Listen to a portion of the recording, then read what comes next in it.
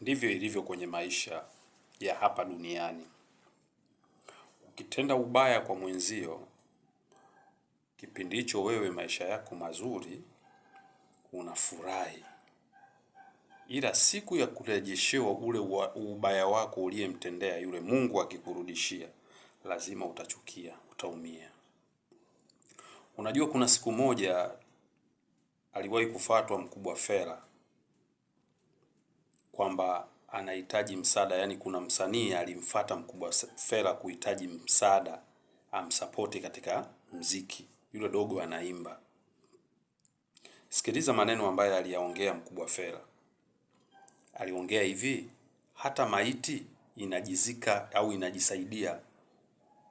Hivi wewe mtu akikwambia hivyo anamaanisha nini? Yaani wewe umeenda kumuomba msaada alafu anakuambia hata maiti yenyewe tu inajisaidia.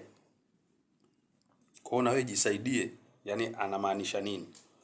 Kwa hiyo nikisema hivi nikiwa na maana hii hapa kwamba kinachomkuta Mkubwa Fella ni malipo ambayo yeye aliyafanya. Japokuwa kuna watu wanamsifu kwa mengi mazuri, lakini ana mabaya nayo aliyafanya. Lakini hayo malipo anayelipwa saa hizi, yeye mwenyewe Mkubwa Fella aliyataka. Asisikitike Diamond kuto kumpokelea simu. Kumbuka hata yeye kuna watu pia alikuwa hawapokelei simu zao. Alafu alichokifanya Diamond au alichokihitaji Diamond kwa Fella amefanikiwa, kwa sababu Diamond dili lake lilikuwa ni kuipoteza ya Moto Bendi, na amefanikiwa akamteka Mkubwa Fella. Leo kapotea kwenye ramani, ye yuko pale. Sasa Fella wa nini? Wakati Fella alikuwa anatumika, japokuwa na trendi zake alizokuwa anazitengeneza Fella kwamba Diamond anawalipa vizuri, hakuna nani msanii kama huyo, siju kufanyaje. Leo anachofanyiwa Fella anasikitika, mkewe analia kwenye mitandao.